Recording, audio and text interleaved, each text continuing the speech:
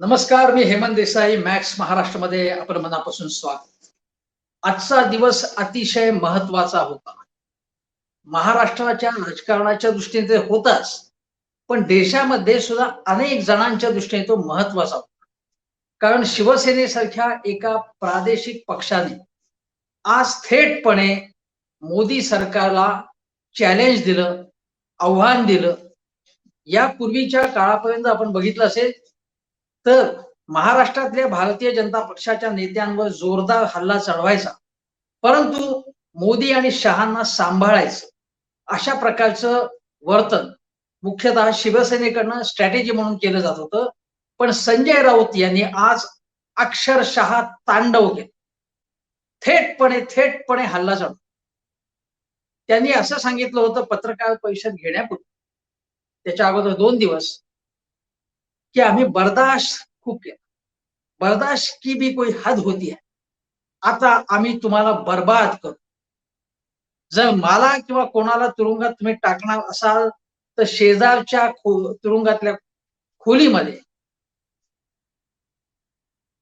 भाजपमधले महत्वाचे नेते असतील, 3.5 लोक असतील, 3.5 शहाणे म्हणू आपण, किंवा 3.5 राऊतांच्या भाषेत बेईमान लोक असतील असं आपण म्हणू. आज अख्खीच्या अख्खी पत्रकार परिषद झाली, पूर्ण झाली, पण 3.5 लोक कोण होते असा प्रश्न पडला. थेटपणे संजय राऊतांनी 3.5 लोकांवरती मी हल्ला चढवणार, त्यांचं भांड फोडणार, त्यांचं बिंग बाहेर काढणार असं म्हटलं होतं. पण पत्रकार परिषद झाल्यानंतर पत्रकारांनीच विचारलं, राऊत उठले तेव्हा पत्रकारांनी विचारलं, हे 3.5 लोक कोण? तेव्हा ते म्हणाले की हळूहळू तुम्हाला ते कळेल असं ते म्हणाले. परंतु माझ्या मते ही त्यांनी चूक केली.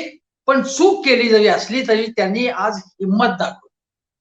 जी हिंमत शरद पवारांनी दाखवली होती ईडी समोर न झुकण्याची, ईडीला आव्हान देण्याची, आणि तोच फॉर्म्युला संजय राऊतांनी आज पत्रकार परिषद घेऊन वापरला.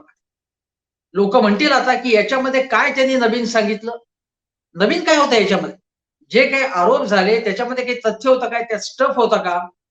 त्याच्यापेक्षा माझ्या मते एक राजकारण म्हणून आपण याच्याकडे बघायला पाहिजे. ते कसं बघायचं तर माझ्या मते शिवसेनेने थेटपणे भाजपला, केंद्र सरकारला, महाराष्ट्रातल्या भाजपला आव्हान दिलेलं आहे थेटपणे. किरीट सोमय्या हे काय अण्णा हजारे? अण्णा हजारेंबद्दल सुद्धा आता प्रश्नचिन्ह निर्माण झालेले की ते सिलेक्टिव्हली हल्ला चढवतात, काही वेळा गप्प बसतात. पण किरीट सोमय्या हे भारतीय जनता पक्षाच्या नेत्यांचा भ्रष्टाचार त्यांना दिसत नाही, किंवा त्यांच्या जवळचे जे मित्रपक्ष असतील त्यांच्या बरोबर असतील त्यांच्याबद्दलचे ते काही आरडाओरड करत. ज्यावेळी शिवसेना भारतीय जनता पक्षाबरोबर होती आणि तेव्हा मुंबई महानगरपालिकेमध्ये सुद्धा दोघं एकत्र मांडीला मांडी लावून बसत होते, तेव्हा किरीट सोमय्यांना भाजपचा भ्रष्टाचार दिसला नाही. तोपर्यंत जेव्हा शिवसेना दूर झाली तेव्हाच त्यांना भ्रष्टाचार दिसला. दुसरी गोष्ट अशी की नरेंद्र मोदींच्या एका मुलाखतीमध्ये, जी टेलिव्हिजनवरती मुलाखत प्रसारित करण्यात आली, आणि ज्या महिला पत्रकारितीने मुलाखत घेतली ती भाजपच्या जवळची असल्याचं मानलं जातं. भाजपच्या बाजूनी सतत बोलत असते, लिहित असते. त्यावेळी तिने प्रश्न विचारला की तपास यंत्रणांचा दुरुपयोग होतो का? तेव्हा मोदीजी म्हणाले की तपास यंत्रणांचा दुरुपयोग होत नाही, त्या स्वायत्त आहेत असं त्यांनी सांगून टाकलं. पण मोदी शुद्धपणे ही लोणकडी थांबवत. मोदींवरती कोणीही विश्वास ठेवायला तयार नाही. ना शेतकरी, ना कामगार, ना कोणीच विश्वास ठेवू शकत नाही. इतकं सहजपणे ते खोटं बोलतात. आणि हे जे खोटं बोलतात ते ज्या पद्धतीने, हृदयनाथ मंगेशकरांचाही विषय आपल्याला माहिती आहे कशा कशा पद्धतीने प्रत्येक गोष्टीचा राजकारणासाठी ते उपयोग करतात. आणि त्यामुळे सिलेक्टिव्ह भ्रष्टाचार त्यांना दिसतो. मग चंदींच्यावर किंवा त्यांच्या जवळच्यांवरती कारवाई होते, किंवा पश्चिम बंगाल मधल्या निवडणुका जवळ आल्या की तृणमूल काँग्रेसचा भ्रष्टाचार दिसायला लागतो त्यांना. जे तृणमूल काँग्रेसमधनं जे भाजपमध्ये आलेले आहेत त्यांच्यावरती कारवाई नाही होत. कारवाई थांबते ताबडतोब. भाजपमध्ये येईपर्यंत ते भ्रष्ट असतात, हे आपण लक्षात घ्या. महाराष्ट्रातही भाजपमध्ये जे लोक आले काँग्रेस राष्ट्रवादी मधनं त्यांच्यावरती आरोप होते ते सगळे थंड्या बस्त्यात ठेवण्यात. एकनाथ खडसे यांना मंत्रिमंडळातून देवेंद्र फडणवीसांच्या 2016 साली जावं लागलं. परंतु त्यांच्यावरती कारवाई केव्हा झाली ईडीची? जेव्हा ते राष्ट्रवादीत गेले त्यानंतर ती कारवाई सुरू झाली. त्याच्या अगोदर काहीही कारवाई झालेली नव्हती. आता हे लक्षात घेतलं पाहिजे आज संजय राऊतांनी काय सांगितलं. संजय राऊतांनी कोणकोणते बॉम्ब फोडले आज त्यामध्ये आपल्याला लक्षात घेतलं पाहिजे की त्यांनी पहिल्यांदा जो आरोप केला ते असं म्हणाले की पीएमसी घोटाळा आपल्याला माहिती आहे की अनेक म्हणजे हजारो ठेवीदार ज्याच्यामुळे संकटात आले तो पीएमसी घोटाळा आपल्याला माहिती आहे. पीएमसी घोटाळ्याचा जो मास्टर माइंड म्हणजे वधवान त्याच्याशी किरीट सोमय्या यांचे संबंध असून त्यांचा मुलगा नील हा या मास्टर माइंडच्या कंपनीत संचालक पदावर काम करतो. निकॉन फेज 1 आणि 2 असे हजारो कोटींचे प्रकल्प उभे आहेत आणि हा सगळा पैसा पीएमसी बँकेत मधला पैसा आहे. तो पैसा तिकडनं जो हडप करण्यात आला तो इकडे वळवण्यात आला असा आरोप आहे. आणि या कंपनीच्या या प्रकल्पांना पर्यावरणाच्या ज्या परवानग्या मिळालेल्या नाहीयेत आणि राष्ट्रीय हरित लवादाने ऍक्शन घेतल्यास कारवाई होऊ शकेल. आणि याच प्रकरणामध्ये किरीट सोमय्या आणि त्यांच्या मुलाला अटक करण्यात यावी अशा प्रकारची मागणी थेटपणे मागणी संजय राऊतांनी केली. दुसरा त्यांनी असा आरोप केला ते असं म्हणाले की किरीट सोमय्या हे सतत किरीट सोमय्याचा देवेंद्र लधानी हा सोमय्यांचा फ्रंटमॅन असून त्याच्या नावाने व्यवहार केले जातात असा त्यांनी आरोप केला. असा आरोप केल्यानंतर ते असं म्हणाले की ईडी ही भ्रष्ट आहे. ते म्हणाले की किरीट सोमय्या ईडी मध्ये जातात दही खिचडी खातात तिथे आणि ईडीनी चौकशी किंवा रेड टाकण्यापूर्वीच त्याच्या अगोदर किरीट सोमय्या बरोबर आरोप करतात. म्हणजे त्यांनी असं दाखवलं की ईडी कडूनच त्यांना सगळी माहिती पुरवली जाते. आणि दुसरा आरोप केला की ईडीचे अधिकारी जे आहेत ते वसुली एजंट झालेले आहेत. ईडीच भ्रष्ट संस्था झालेली आहे. अनेक जण अय्याशी करतात असाही आरोप केलेला आहे संजय राऊतांनी. दुसरा त्यांनी असा आरोप केला त्याच्यामध्ये अनेक आरोप केले त्याच्यामध्ये एक त्यांनी असं म्हणाले की सुधीर मुनगंटीवारांचं नाव घेतलं नाही पण ते म्हणाले सुधीर मुनगंटीवारांच्याकडचं जे लग्न झालं त्यामध्ये कार्पेटच 9 कोटींचं होतं. सुधीर भाऊंनी सांगितलं की याची चौकशी झाली आहे तपास झालेला आहे पूर्णपणे झालेला आहे त्याचा आणि तसं काहीही आढळलं नाही असा आरोप केला सुधीर मुनगंटीवारांवरती सुधीर भाऊंवरती आरोप केलेला आहे त्यांनी. ते म्हणाले की जी काही चौकशी करायची अजून काही चौकशी करायची चौकशी करा म्हणाले. किरीट सोमय्याही म्हणाले की हे आरोप सगळे जुने आहेत वगैरे त्याच्याकडे आपण नंतर बघू. पण दुसरं त्यांनी असं सांगितलं की संजय राऊतांनी की माझ्यावरती जे आरोप होतात म्हणजे संजय राऊतांवरती काय आरोप झाले ते म्हणाले की वधवांचा माझा काही संबंध नाही पत्राचाळ मी बघितली नाही माझा काहीही संबंध नाही. माझ्या जे जवळचे लोक आहेत त्या जवळच्या लोकांचा छळ केला जातो किंवा ज्यांच्याकडनं मी 50 गुंठेच फक्त मी जमीन घेतलेली आहे ते सगळे व्यवहार पारदर्शी आहेत. पण ज्यांच्याकडनं मी जमिनी घेतल्या त्यांना पहाटे उठवलं जातं त्यांना धमकावलं जातं काही म्हातारे माणसांना धमकावलं जातं छळ केला जातो किंवा माझ्या मुलीच्या लग्नामधले जे डेकोरेटर्स आहेत नेल पॉलिशवाले आहेत मेहंदीवाले आहेत त्यांना बोलावून त्यांची चौकशी केली जाते त्यांना धमकावलं जात आहे असे बरेच आरोप संजय राऊतांनी. आणि संजय राऊत म्हणाले की मी कुठलाही प्रकारचा घोटाळा केला नाही. पण एक लक्षात घ्या यापूर्वी संजय राऊतांच्या पत्नीबद्दल जो पत्नीच्या काही आर्थिक व्यवहारांबाबत जो आरोप झाला होता त्यापैकी 50-55 लाखांचे जो काही व्यवहार झाला होता ते पैसे त्यांनी परत केले त्यांना परत करावे लागले. त्या बाबतीत आपण म्हटलं तर त्या बाबतीत फॅक्ट सुद्धा जे आहे ते काही गोष्टी घडलेल्या असू शकतात त्यांच्याकडे बोट दाखवण्यासारखी ती गोष्ट तो व्यवहार घडला होता. पण संजय राऊत असं म्हणाले की माझ्या जवळच्या लोकांनी किंवा माझी मित्रमंडळी त्यांचा छळ केला जातोय त्याच्याशी माझा संबंध नाही पण ते माझ्या जवळचे लोक आहेत आणि मी पळपुटा नाही मी त्यांच्या मागे उभा राहणार आहे असं ते म्हणाले. दुसरं ते असं म्हणाले की काही बिल्डर्स जे आहेत मुंबईतले 60-70 बिल्डर्स त्यांच्याकडनं वसुली केली जाते शेकडो कोटी रुपयांची वसुली केली जाते. दुसरं असं म्हणाले ते हरियाणामधला एक गृहस्थ आहे, त्याच्याकडे जो साधा माणूस, त्याच्याकडे 7,000 कोटी रुपयांची मालमत्ता कुठून आली? त्यामध्ये महाराष्ट्रातल्या काही राजकारण्यांचा संबंध आहे का, असाही त्यांनी सांगितलं, आरोप केला. दुसरं असं ते म्हणाले की महापोर्टल जे आहे, महापोर्टल किंवा IT संबंधी जे कंपनी पोर्टल जे होतं, त्याच्यामध्ये 25,000 कोटी रुपयांचा घोटाळा झालाय आणि अमोल काळे नावाचा त्याच्याशी त्याचा संबंध आहे. देवेंद्र फडणवीस यांच्या जवळचा मोहित कंबोज याच्याबद्दलच्या व्यवहारांचाही उल्लेख संजय राऊतांनी केला आणि त्या संबंधी देवेंद्र फडणवीस यांना तो खड्ड्यात घालेल असंही ते म्हणाले. बरेच आरोप केले ते.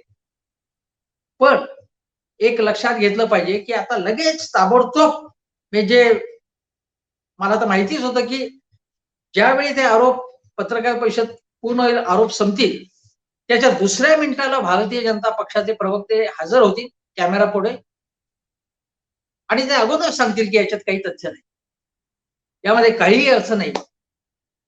प्रवीण दरेकर लगेच हजर झाले आणि प्रवीण दरेकरांची बाईट नसेल तर तसा दिवस टेलिव्हिजन चॅनलला तो म्हणजे असं वाटतं की काय याच्यात काही अर्थ नाही. प्रवीण दरेकरांचा बाईट आलाच पाहिजे, त्याप्रमाणे तो बाईट आला. ते म्हणाले खोदा पहाड निकला चुहा, काहीच नव्हतं त्याच्यामध्ये. प्रसाद लाड ते तर म्हणाले काल स्वातंत्र्यानंतर खरं बोलणारा पहिला पंतप्रधान म्हणजे नरेंद्र मोदी असं ते म्हणाले. प्रसाद लाड हे तर एक महान समाज सुधारक आहेत या महाराष्ट्रातले, आपण लक्षात घ्या. प्रसाद लाड जे म्हणाले नारायण राणे वरती जी कारवाई झाली तेव्हा मागे पुढे कोण होते माहिती आपल्याला? प्रसाद लाड होते. काँग्रेसला नाना पटोलेंना एकेरी संबोधन कोणी केलं? ते प्रसाद लाड यांनी केलं. भाजपचे बघा आता नेते काय काय महान नेते आहेत भाजपकडे. पूर्वीचे नेते होते ते काय आपले महान नव्हते म्हणा, आपण लहान मोठे नेते होते. हशू अडवाणी, उत्तमराव पाटील, गोपीनाथ मुंडे, प्रमोद महाजन, रामभाऊ म्हाळगी, राम कापसे यांना विसरून जाऊया आपण. त्यापेक्षा हे आदर्श नेते आलेले आहेत. प्रवीण दरेकर, राम कदम, नारायण राणे, नितेश राणे, मंगलप्रसाद लोढा, हे सगळे लोक येऊन म्हणायला लागले. प्रसाद लाड तर म्हणाले की संजय राऊतांचं मानसिक संतुलन ढळलेलं आहे, त्यांनी उपचार घ्यावा, त्यांनी विश्रांती घ्यावी असं ते म्हणाले. संजय राऊतांना पक्षामध्ये सुद्धा काही त्यांच्या मागे कोणी उभं राहत नाही असंही म्हणण्यात, म्हणजे शिवसेनेमध्ये फाटाफूट व्हावी असा प्रयत्न भाजपने पद्धतशीरपणे केला. त्यांच्यामध्ये काही संशय निर्माण करण्याचा त्यांनी प्रयत्न केला. पण या आरोपामध्ये काही म्हणजे काहीही तथ्य नाही असं म्हणाले की सोमय्याने ट्विट केलं. मी असं म्हणेन याबाबत की हे जे काही आरोप करण्यात आलेले आहेत त्याच्यामध्ये दम आहे का नाही हे त्यासोबत जी काही कागदपत्र असतील ती बघून मगच आपल्याला त्याचा निर्णय घ्यावा लागेल. पण संजय राऊत हे काही स्पेसिफिक मुद्देसूद बोलणारे नेते म्हणून प्रसिद्ध नाही. किरीट सोमय्या हे चार्टर्ड अकाउंटंट आहेत. संजय राऊत हे काही चार्टर्ड अकाउंटंट नाहीत, ते लॉयर नाही आहेत. ते सलीम जावेदी डायलॉग मारणारे नेते आहेत, चांगले बोलतात, चटपटीत लिहितात ते. पण संजय राऊतांनी मी असं आवाहन करीन की त्यांनी जे पूर्णपणे न घाबरता जे उभे राहिलेले आहेत ती कौतुकास्पद गोष्ट आहे असं मी म्हणेन. त्यांचं कौतुक करतो यासाठी. कोणीतरी बोलायला पाहिजे, कोणीतरी भेळायला पाहिजे. पण कोणीतरी भेळायला पाहिजे, बोलायला पाहिजे असं म्हणताना तुमचं रेकॉर्ड सुद्धा व्यवस्थित असलं पाहिजे, तुमचा कारभार व्यवस्थित असला पाहिजे. कोविड सेंटरमध्ये जे काही घोटाळे झालेत का नाही, घोटाळे झाले असतील तर कोणी केले, आम्ही केले नाहीत हे स्पष्टपणे सांगायला. किरीट सोमय्या काय म्हणतायत की माझ्या स्पेसिफिक आरोपांना उत्तर द्या तुम्ही. त्या आरोपांना संजय राऊतांनी सांगितलं पाहिजे की माझा काही संबंध नाही. आता ज्यांना ते ठेके मिळाले त्यांनी खूप उशिरा का होईना पण येऊन सांगितलं की आम्ही बदनामीचा खटला भरत आहोत आणि याच्यामध्ये कुठलाही गैरव्यवहार झाला नाहीये. पण किरीट सोमय्यांनी स्पेसिफिक आरोप केले. त्या स्पेसिफिक आरोपांना स्पेसिफिक उत्तर देण्याची सुद्धा व्यवस्था झाली पाहिजे आणि हे संजय राऊतांनी केलं नाही तर दुसऱ्या कोणीतरी केलं पाहिजे. दुसरी गोष्ट म्हणजे आज असं सांगण्यात येत होतं की व्हिडिओ लावण्यात येईल आणि भाजपचा भांडाफोड करण्यात येईल. म्हणजे प्रत्यक्ष व्हिडिओचे पुरावे लोकांपुढे मांडण्यात येईल. आता या बातम्या कोणी पेरल्या मला माहित नाही. पण तसं काही घडलं नाही. पण ज्या प्रकारे वातावरण निर्मिती स्वतः संजय राऊतांनी केली होती, त्या वातावरण निर्मितीसारखं तसा तो तपशील, तशी माहिती या पत्रकार परिषदेमधनं काही आली नाही. तरी सुद्धा एक राजकारण म्हणून माझं असं मत आहे, स्पष्टपणे मत आहे, की महाविकास आघाडी सरकारमधले अनेक मंत्री घाबरलेले आहेत. अगदी राष्ट्रवादी काँग्रेसचा एक नेता जो नेहमी सेक्युलरिझमचं निशाण घेऊन बोलत असतो, त्याच्यावर ईडी लागणार अशा जेव्हा बातम्या आल्यानंतर तो माणूस गप्प बसला, तो मंत्री गप्प बसला, तो काही बोलायला तयार. ज्या पद्धतीने नवाब मलिकांनी थेटपणे आरोप केले, कागदपत्रांसकट आरोप केले, त्या नवाब मलिकांकडून संजय राऊतांनी काही गोष्टी शिकून घेतल्या पाहिजे. नवाब मलिकांनी फापट पसारा त्यांच्या बोलण्यात नव्हता, स्पेसिफिक बोलत होते. माझं हे म्हणणं आहे आणि सातत्याने त्यांनी न घाबरता चॅलेंज निर्माण केलं आणि समीर वानखेडे यांनी त्या एनसीबीला बॅकफूटवर दिलं. बघा त्याच्यानंतर एनसीबीच्या कारवाया, एनसीबीचं जे काही राजकीय सगळं हे होतं ते सगळं एकदम कमी झालं त्या. नवाब मलिकांनी काही चुका केल्या असतील त्याच्यामध्ये, पण नवाब मलिकांनी अभ्यासही केला आणि त्यामुळे ते बॅकफूटवरती गेले. उलट ज्यांच्यावरती आरोप झाले, समजा आनंद अडसूळ असतील, भावना गवळी असतील, प्रताप सरनाईक असतील, ते सगळे बॅकफूटवर गेले त्याच्यानं. प्रताप सरनाईक तर म्हणाले की भाजपशी दोस्ती करून टाकूया आपण, असं ते म्हणाले. अडसूळ आज होते पत्रकार परिषदेमध्ये, पण कोणीही लढवय्या शिवसैनिक, मावळा वगैरे जे म्हणतात, तशा प्रकारे लढायला उभा राहिला नाही. पण आज संजय राऊतांनी थेटपणे काउंटर अटॅक चालवला आणि याचं राजकारण आपण जर बघितलं तर त्याच्यामुळे शिवसैनिकांना एक बळ मिळेल, त्यांना उत्साह मिळेल त्याच्यामध्ये, की आपण काही घाबरत नाही. आपल्याला लढायचं म्हणजे थेटपणे हल्ला चढवायचा. पण याच्यामध्ये दुसरा भाग असा आहे, की त्यांनी कपडे फाडल्यानंतर आम्ही कपडे फाडू, असं आहे. मी मग म्हणेन की याच्यामध्ये सार्वजनिक हित आहे का नाही, पण आता आपण राजकारण म्हणून समजून घेऊया. तुम्ही बघा ईडी, सीबीआय, एनसीबी असेल, या ज्या सगळ्या तपास यंत्रणा आहेत, एनआयए असेल, त्या इतक्या ऍक्टिव्ह 2014च्या अगोदर होत्या का? तर तेवढ्या ऍक्टिव्ह नव्हत्या. सीबीआयचा गैरवापर झाला हे नक्की आहे. मोदी आणि शहांना सुद्धा त्याच्या समोर जावं लागलं ते नक्की आहे. परंतु ज्या प्रकारे 2014 नंतर खास करून गेल्या 2-4 वर्षामध्ये ज्या पद्धतीने तपास यंत्रणा विरोधी पक्षांना सतावतायत, त्यांची छळवणूक करतायत, हे स्पष्टपणे सांगायला पाहिजे की ही छळवणूक आहे. मी तुम्हाला स्पेसिफिक उदाहरणं दिली, की एकनाथ खडसेंचं उदाहरण दिलं, चन्नींचं उदाहरण दिलं, पश्चिम बंगालच्या ह्याचं दिलं. या सगळ्यांचं जे कोणी नेते असतील विरोधी पक्षातले ते स्वच्छ, साफ-सुथरे असं मी अजिबात म्हणत माहित नाही आपल्याला. पण एकाही भारतीय जनता पक्षाच्या नेत्याविरुद्ध अशी कुठलीही कारवाई झाली नाही. आणि संजय राऊतांनी सांगितली एक धक्कादायक गोष्ट बघा. ते असं म्हणाले, की "हे सरकार पाडण्यासाठी तुम्ही आमच्याबरोबर या."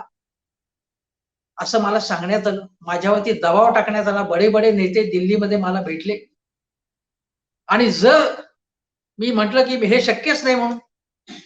पण ते म्हणाले, की तुमच्याकडचे काही लोकं आम्ही फोडू, म्हणजे शिवसेनेतलेच लोकं फोडू असाच तो अर्थ होता. आणि नाहीतर राष्ट्रपती राजवट लागू लागू करू आम्ही आणि काहीही करून हे सरकार पाडू, अशा धमक्या जर त्यांना दिल्या गेल्या असतील, तर तो धक्कादायक प्रकार आहे, थेटपण. आणि या धमक्यांना बळी पडले नाही संजय राऊत. संजय राऊत असं म्हणाले. आणि त्यानंतर दुसऱ्या दिवशी माझी चौकशी झाली, त्याची चौकशी झाली, याला अडकवलं गेलं असं ते म्हणाले.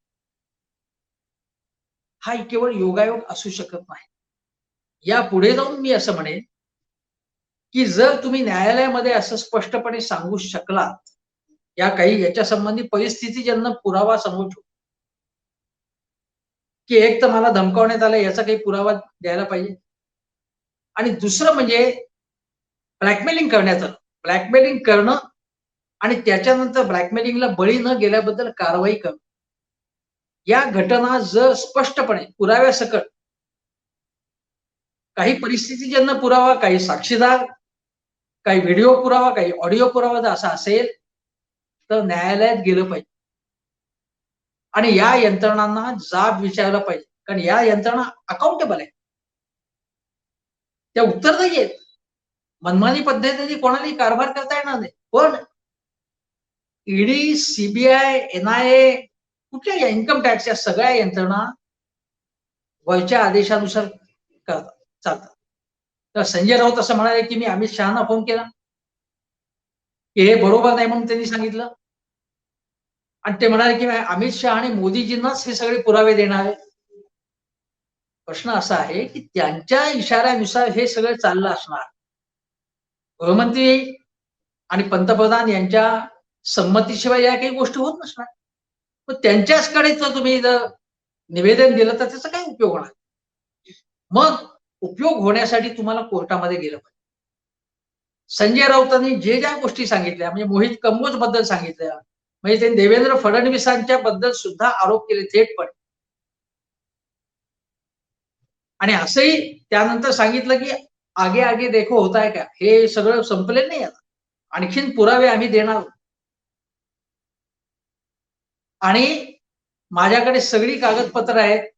कागदच्या कागद त्यांच्याकडे होते हेही त्यांनी दाखवले. याचा अर्थ बघा आज देवेंद्र फडणवीस, सुधीर भाऊ मुनगंटीवार, किरीट सोमय्या आणि नील म्हणजे त्यांचे चिरंजीव. 3.5 जर आपण म्हटलं, तर कदाचित त्यांना हे 3.5 म्हणायचे का? पण याखेरीज सुद्धा बिल्डर्स आणि भाजपचे नेते यांचा संबंध, वधवान आणि भाजपचा संबंध, हरियाणामधला जो माणूस होता त्याचा आणि भाजपचा संबंध, हे जे संबंध आहेत, ही जी साखळी आहे, कुठल्या प्रकारचे संबंध आहेत? केवळ वाईल्ड एलिगेशन, ढोबळ आरोप करून, मोघम आरोप करून चालणार नाही. बिल्डर्सकडनं पैसे कोण गोळा करत होतो? त्याचा काही पुरावा आहे का? तोही पुढे मांडायला लागेल. हरियाणामधला कोण ज्याच्याकडे संपत्ती आहे? मी असं म्हणणार नाही याच्यामध्ये काही तथ्य नाहीये. या गोष्टी अद्याप सिद्ध व्हायच्या आहेत. त्याचा अर्थ ते झालेच नसतील असं मी म्हणणार नाही. ज्या पद्धतीने राफेल घोटाळा सिद्ध होऊ शकला नाही, पण तो राफेल घोटाळा झालाच नाही असं मी म्हणणार नाही. आणि त्याच वेळी मी असंही म्हणतो, बोफोर्स घोटाळा सिद्ध होऊ शकला नाही, पण तो झाला नसेल असं मी म्हणणार नाही. घोटाळा कोणाचाही असो, तो गंभीर आहे आणि याबाबत तर बघा तुम्ही, असाही मी प्रश्न विचारेन, की अनेक गोष्टी फडणवीसांच्या सरकारमध्ये होत होत्या. ज्या सरकारमध्ये शिवसेना होती, तेव्हा जे काही व्यवहार होते, त्यावेळी शिवसेना काय करत होती? का गप्प बसली होती तेव्हा? शिवसेना हा त्या सरकारमधला एक भाग होता. त्यांनी का नाही आरोप केले हे? मग आयटी संबंधीचा काही घोटाळा होता, तो घोटाळा का नाही बाहेर काढला? किंवा बाकीचे त्यावेळी जे घोटाळे होत होते, तेव्हा शिवसेना, मला आठवते की शिवसेनेचे प्रवक्ते भाजपची बाजू घेत होते, कारण शिवसेना मित्र पक्ष होता तेव्हा. त्यांच्या खिशामध्ये राजीनामे पडलेले होते. आता लोक प्रश्न विचारणार, की तेव्हा तुम्ही गप्प का होता? मग तुमच्यावरती आरोप जर झाले, तर तुम्ही आरोप करणार. त्यांनी कपडे फाडले, तर आम्ही कपडे फाडू. याच्यामध्ये सर्वसामान्य माणसाचं काय? सर्वसामान्य माणसाने काय समजायचं याच्यामध्ये? आता संजय राऊतांनी केलेल्या आरोपांना भाजप उत्तर देईल. त्यानंतर संजय राऊत नवीन आरोप काढतील. नंतर भाजपतर्फे नवे प्रत्यारोप केले जातील आणि हे सगळं नाटक जे आहे, ते मुंबई महानगरपालिका, पुणे महानगरपालिका, अनेक महानगरपालिकांच्या निवडणुका होईपर्यंत चालेल. 10 मार्च नंतर महाविकास आघाडी सरकारच जाईल असं चंद्रकांत दादांपासून नारायण राणेंपर्यंत सगळेजण म्हटले. त्याचा हा पूर्वरंग असू शकतो किंवा सरकार पडू शकलं नाही तर उत्तरंग असेल. महानगरपालिकांच्या निवडणूक आहे, अनेक बाकीच्या निवडणूक आहेत. त्यावेळी हे आरोप आणि प्रत्यारोप केले जाते. कल्याण डोंबिवलीच्या निवडणुकीच्या वेळी आरोप झाले होते. ते 2017च्या मुंबई महानगरपालिकेच्या निवडणुकीच्या वेळी आरोप प्रत्यारोप झाले होते. 2019च्या लोकसभा 2019च्या लोकसभा किंवा विधानसभा निवडणुकीच्या वेगवेगळे लोक आरोप करत होते काय काय वेगवेगळे लोकांवरती. आताही आपण बघितलं तर नवाब मलिक आणि अमृता फडणवीस यांच्यात सुद्धा आरोप प्रत्यारोप काही झाले, काही देवघेव झाली आणि एकमेकांवरती केस टाकण्याच्या गोष्टी झाल्या. नवाब मलिक आणि समीर वानखेडे हाही युद्ध झालं. अनेक युद्ध झाली, अनेक आरोप प्रत्यारोप झाले. प्रत्यक्षामध्ये त्याचा निष्कर्ष काय? अगदी एक सांगतो तुम्हाला की पंतप्रधान नरेंद्र मोदी पंजाबमध्ये गेले त्यावेळी त्यांच्या सिक्युरिटीवरनं प्रश्न निघाले आणि त्यांनी पंजाब मधल्या चन्नी सरकारवरती आरोप केले. माझ्या जीवाला धोका होता वगैरे वगैरे बरंच झालं. नंतर एक सर्वोच्च न्यायालयानेच एक कमिटी नेमली आणि सर्वोच्च न्यायालयाने तेव्हा सांगितलं की आम्ही कमिटी नेमण्याच्या अगोदरच केंद्र सरकार निष्कर्षाप्रत येत आहे की राज्य सरकार दोषी आहे म्हणून त्यांनी कमिटी नेमली. त्या कमिटीचं काय झालं? काय झालं माहिती? मोदी खरं बोलत होते का चन्नी खरं बोलत होते? मुद्दा असा आहे की हे सगळे आरोप प्रत्यारोप होत राहतात आणि प्रत्यक्षात हाताला काही लागत. कमिट्या नेमल्या जातात, त्यांचे अहवाल सादर होतात, पण निष्कर्ष काही काढला जात नाही. लोकांना शिक्षा होत नाही याच्यामध्ये. हजारो कोटी रुपयांच्या भ्रष्टाचाराच्या जे फिगर्स आहेत जे संजय राऊतांनी सांगितले, हा पैसा कोणाचा आहे? पीएमसी मधला पैसा सामान्य लोकांचा होता पैसा. हजारो कोटींच्या जमिनी जर स्वस्तामध्ये दिल्या जात असतील बिल्डर्सना, कुठल्या उद्योजकाला, तर ही पब्लिक प्रॉपर्टी असते अनेक ठिकाणी. कशामुळे दिल्या जातात या जमिनी? आता संजय राऊतांनी ते रश्मी ठाकरेंवरती जे आरोप झाले होते किंवा उद्धव ठाकरेंवरती आरोप झाले होते ते बोगस आहेत असं सांगितलं. आणि मी तुम्हाला सांगतो की किरीट सोमय्या यांना सुद्धा आरोप करून पब्लिसिटी मिळवण्यामध्ये जास्त आणि कुठेही ते जातात, पोलीस स्टेशनात जातील, ईडीकडे जातील, इन्कम टॅक्सकडे जातील. त्यांना आता जी काही धक्काबुक्की झाली असं म्हणतात ते लगेच केंद्रीय गृहमंत्र्यांना गृहसचिवांना भेटले. मला सांगा, महाराष्ट्रात ज्या देशामध्ये ठिकठिकाणी धक्काबुक्कीच्या हाणामारीच्या घटना घडतात, हे लोक केंद्रीय गृहमंत्र्यांना किंवा गृहसचिवांना भेटतात? त्यांना ते भेट देतात? काही झालं की राज्यपालांची भेट घ्यायची. पद्धतशीरपणे हे राजकारण केलं आणि हे राजकारण भारतीय जनता पक्ष करतो. आजच्या पत्रकार परिषदेमध्ये संजय राऊतांनी किरीट सोमय्यांना उद्देशून दलाल शब्द वापरला, दुसरा एक वाईट शब्द वापरला. तो वाईट शब्द वापरण्याचं कारण त्यांना नव्हतं. पण मी तुम्हाला सांगतो, हे जसं चुकीचं आहे शिव्या देणं जाहीर कार्यक्रमामधनं, कारण संजय राऊत हे खासदार आहेत. कोणी शिव्या देऊ नयेत, पण निदान खासदारांनी जबाबदार वर्तन करावं. मध्यंतरी त्याने एका लेखामध्ये सांगितलं की लोकपाल कुठे नेमलाय, पण लोकपाल नेमलेला आहे आणि हे संजय राऊतांना माहित असायला पाहिजे होतं. तेही माहित नसेल तर कठीण आहे ना, म्हणजे ते माहित पाहिजे त्यांना. आणि त्यांच्यासारखा संपादक जो अनेक वर्ष संपादक म्हणून काम करते, खासदार सुद्धा बरेच वर्ष, अशा वेळी कितीही झालं तरी शांतपणे पत्रकार परिषद हँडल केली. जर साडेतीन शहाणे म्हणताय तुम्ही, 2 दिवस बर्बाद करके रखूंगा असं म्हणताय आणि तो मूळ मुद्दाच तुम्ही विसरून जात असाल तर ते योग्य नाही. याबाबत नवाब मलिकांच्याकडनं शिकलं पाहिजे असं मला वाटतं. पण मुद्दा असा आहे की आजच्या पत्रकार परिषदेमधनं संजय राऊतांनी त्यांचं एक नेतृत्व म्हणून एक पुढे आले असं मी म्हणतो. महाविकास आघाडी सरकारच्या स्थापनेमध्ये त्यांनी एक महत्वाची भूमिका निभावली. त्यावेळी रोज पत्रकार परिषद घेऊन ते भडीमार करत होते आणि त्यानंतर जर बघितलं आपण सातत्याने संजय राऊत हे ऍक्टिव्ह आहेत. म्हणजे कधी राहुल गांधींना भेटणं, कधी प्रियंका गांधींना भेटणं, ममता बॅनर्जींची भेट घेणं.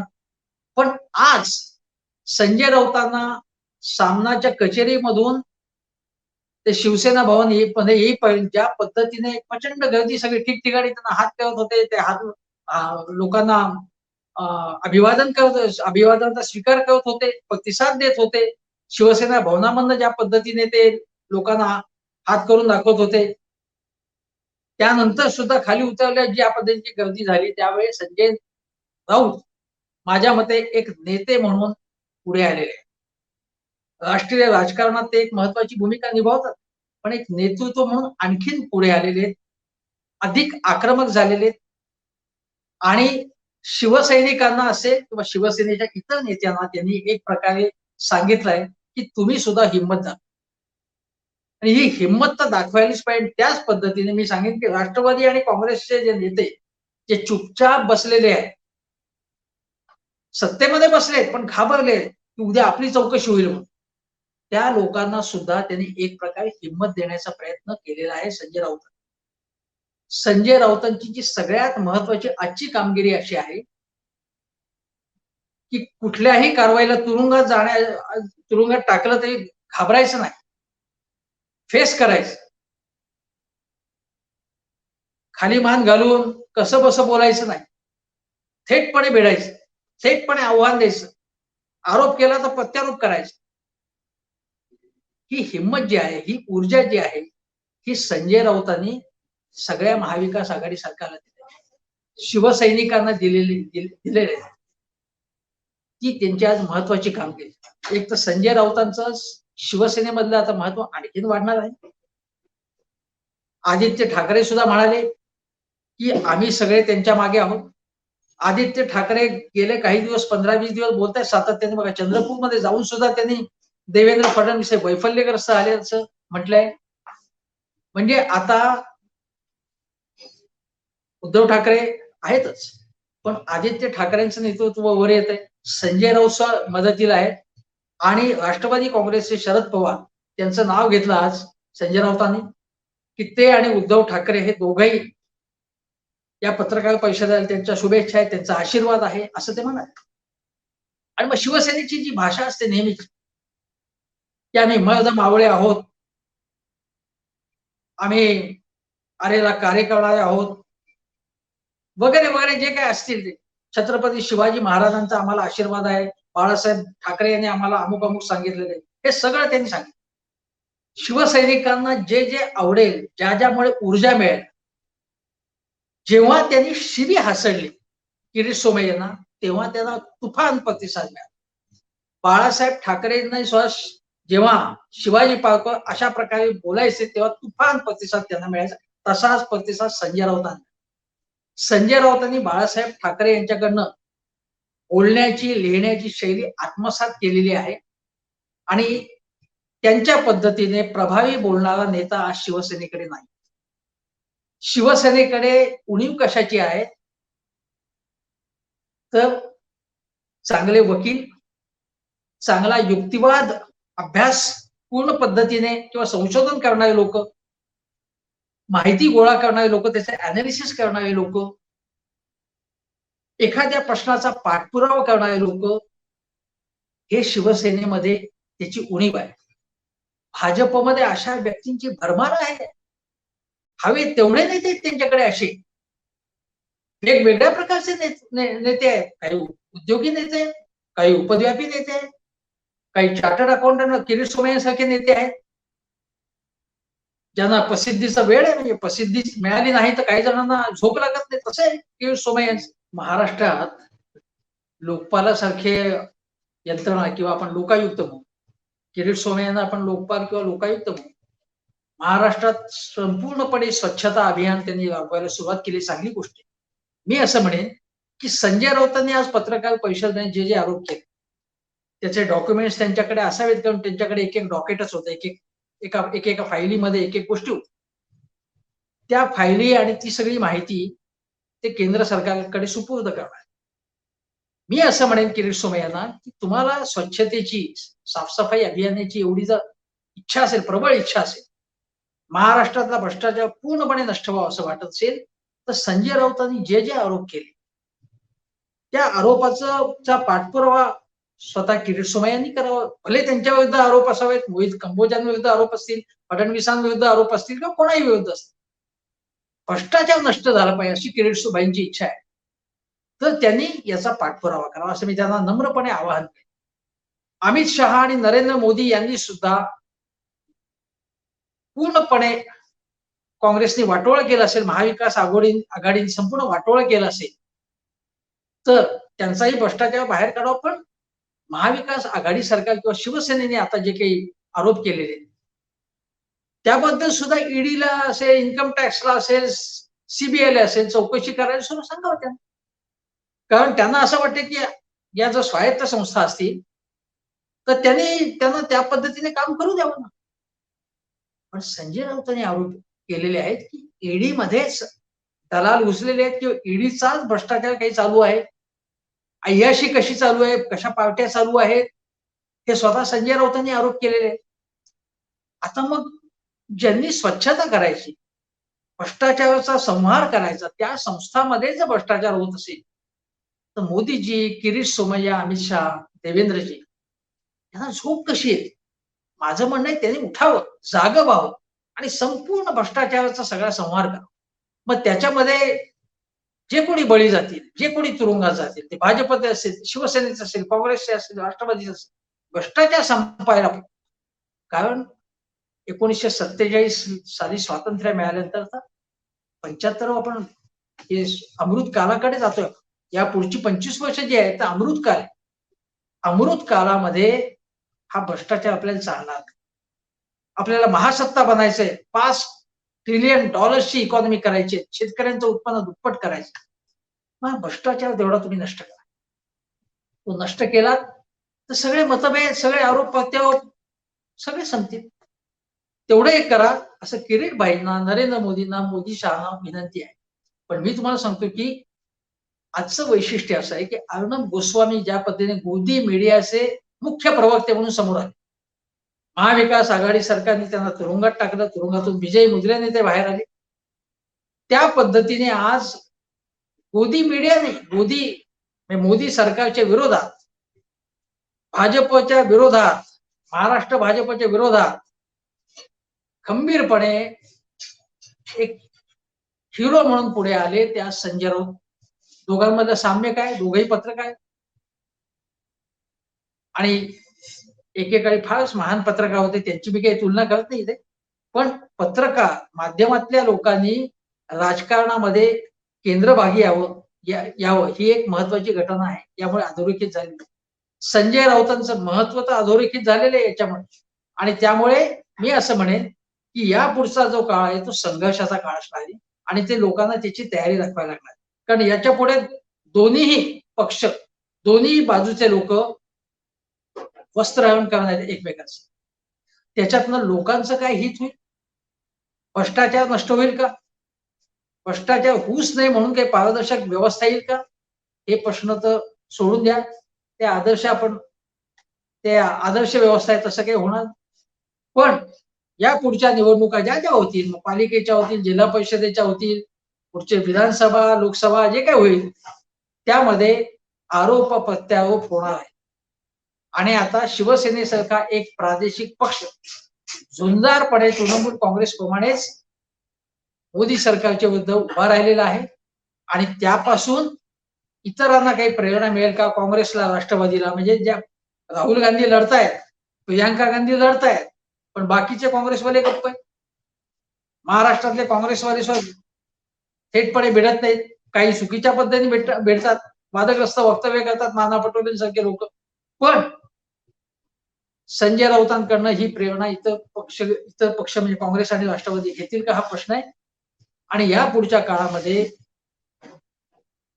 अतिशय एकमेकावरती तुटून पडतील हे पक्ष.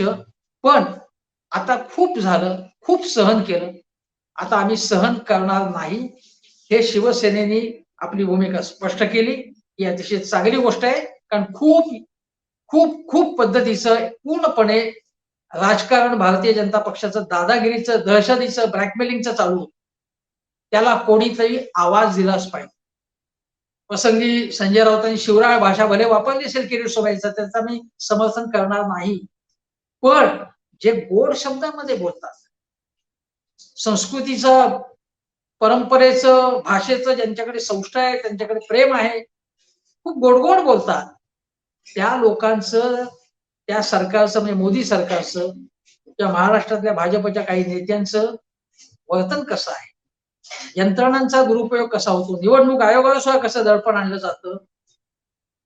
त्यामुळे केवळ बोलणारे लोक जे असतील, शिवसेनेचे लोक बोलण्यात हे असतील, पण करण्यामध्ये मवालीपणा, गुंडपणा, गुंडगिरी कोण करतो याचा लोकांनी विचार केला. केवळ भाषेवर जाऊ नये, कृती कोणाची कशी आहे, भाजपची कृती कशी आहे, ती अधिक हिंसक आहे, अधिक वाईट आहे, अधिक पक्षपाती आहे. आणि म्हणून संजय राऊतांनी जे सांगितलं ना, झुकेगा नाही, म्हणून